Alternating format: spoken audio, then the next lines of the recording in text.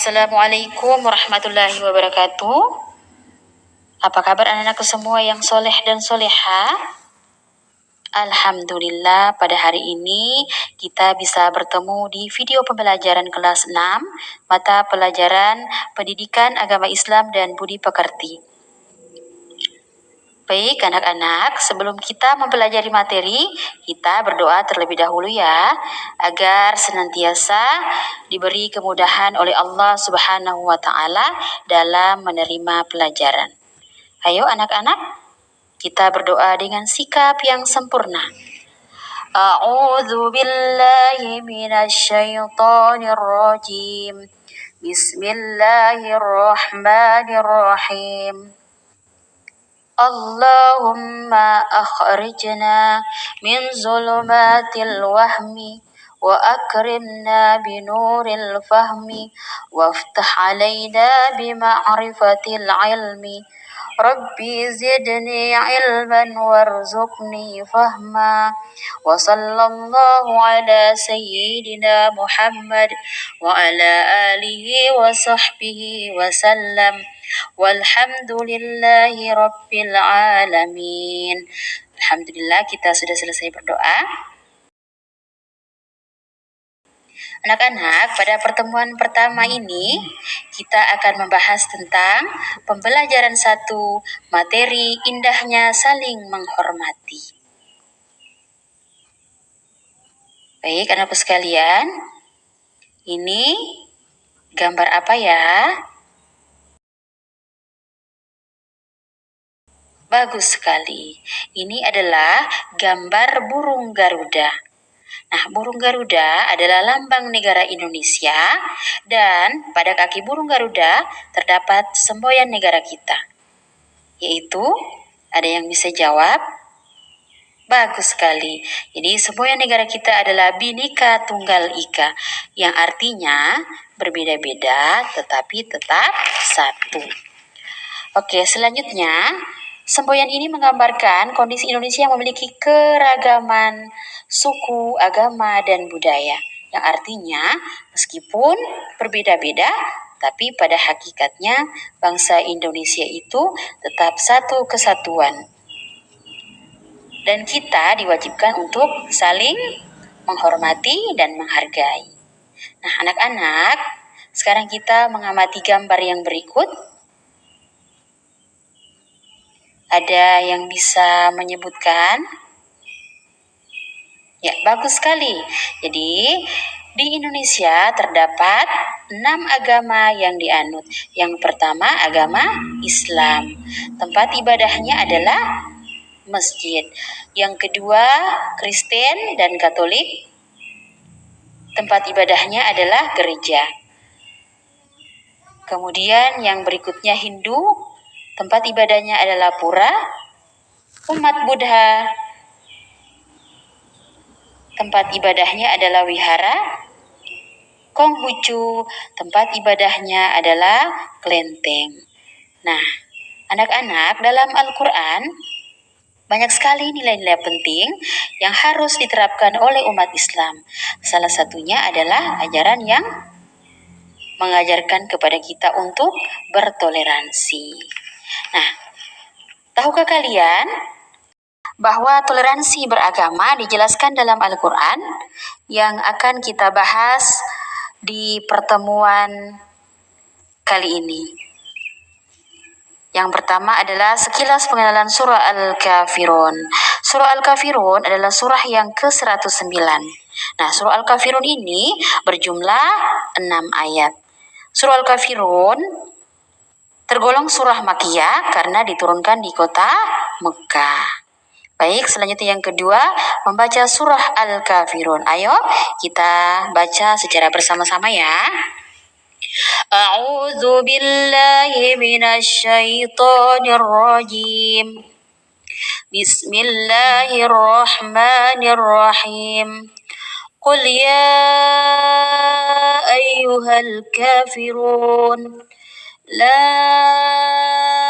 a'budu ma ta'budun wa la antum 'abiduna ma a'bud ولا أنا عابد ما عبدتم ولا أنتم عابدون ما أعبد لكم دينكم ولي دين. Sadaqallahul azim. Anak-anak, alhamdulillah kita sudah selesai membaca surah Al-Kafirun. Jadi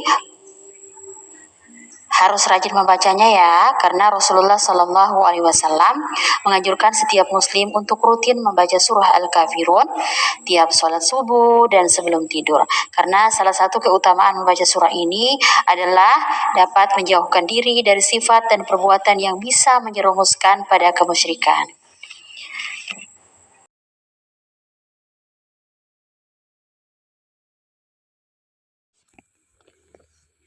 Kesimpulan dari pembelajaran kita pada hari ini adalah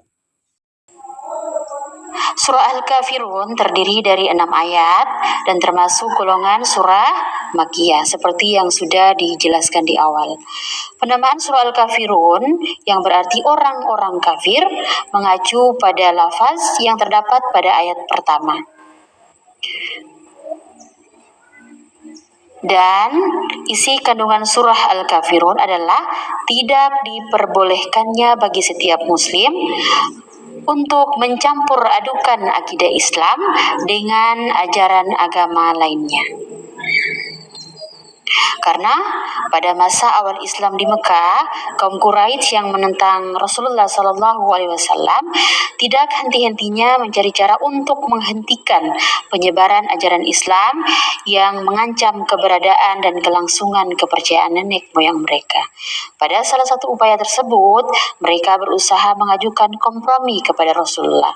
Mereka menawarkan agar Rasulullah mau menyembah berhala mereka selama setahun. Maka mereka pun akan menyembah Tuhan orang Islam 1 tahun pula. Nah, kemudian surah Al-Kafirun ini diturunkan oleh Allah Subhanahu wa taala untuk melarang perjanjian tersebut. Baik, anak-anak yang soleh dan soleha, demikian pembelajaran kita pada hari ini. Ibu akhiri, Assalamualaikum warahmatullahi wabarakatuh. Udah cari yang tadi tuh yang saya bilang tuh?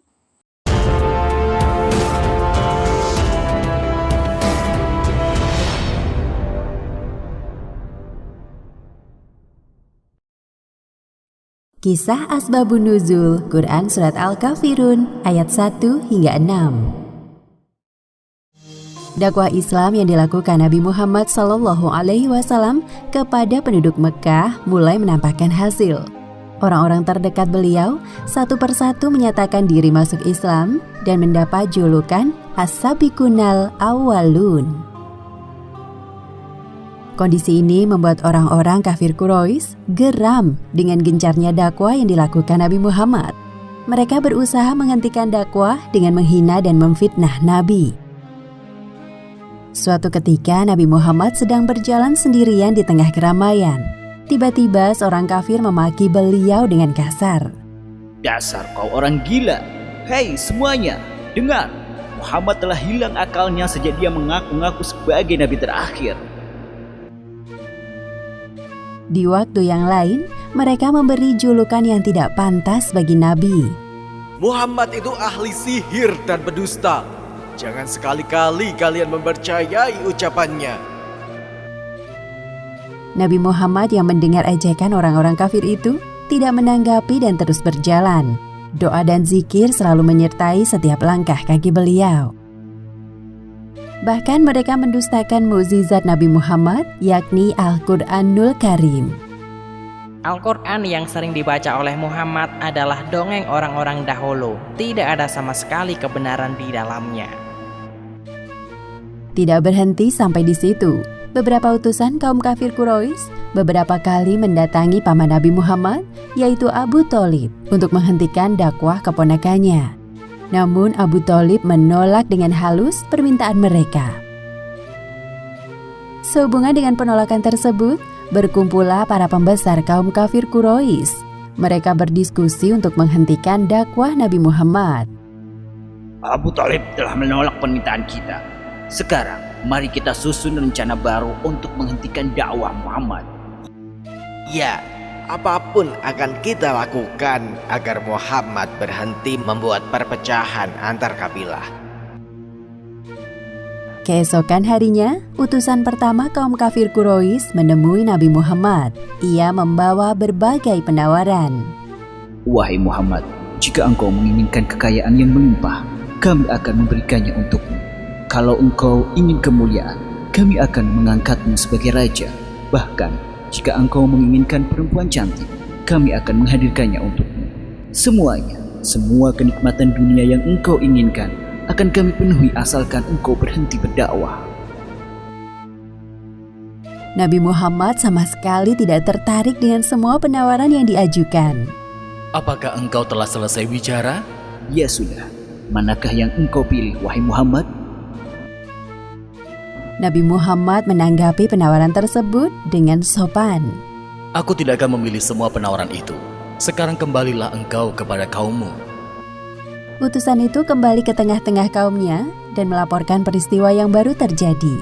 Kemudian para pembesar kafir Quraisy kembali berkumpul untuk membicarakan tentang rencana selanjutnya. Pada hari yang telah ditentukan, datanglah utusan kedua untuk melakukan penawaran dengan Nabi Muhammad. Utusan kedua ini sangat berhati-hati dalam berbicara agar nasibnya tidak sama seperti utusan pertama.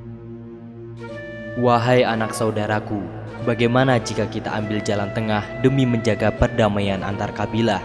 Jadi, kita saling bergantian menyembah Tuhan satu sama lain selama 1 tahun. 1 tahun pertama, engkau dan pengikutmu menyembah Tuhan kami, Lata dan Uzza. Kemudian, 1 tahun berikutnya, kami akan menyembah Tuhanmu. Apabila ternyata Tuhan kami lebih baik dari Tuhanmu, maka ikutlah kami. Begitu pula sebaliknya, jika Tuhanmu lebih baik dari Tuhan kami, maka kami akan mengikutimu. Nabi tidak habis pikir dengan penawaran kaum kafir Quraisy.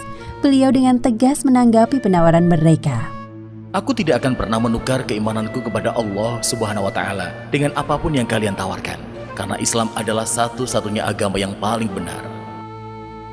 Mendengar kesungguhan ucapan Nabi Muhammad, akhirnya kaum kafir Quraisy tersadar bahwa tidak ada yang bisa menghalangi dakwah beliau kecuali kematian. Kemudian turunlah ayat Al-Quran, surat Al-Kafirun ayat 1 hingga 6 yang menguatkan perkataan Nabi.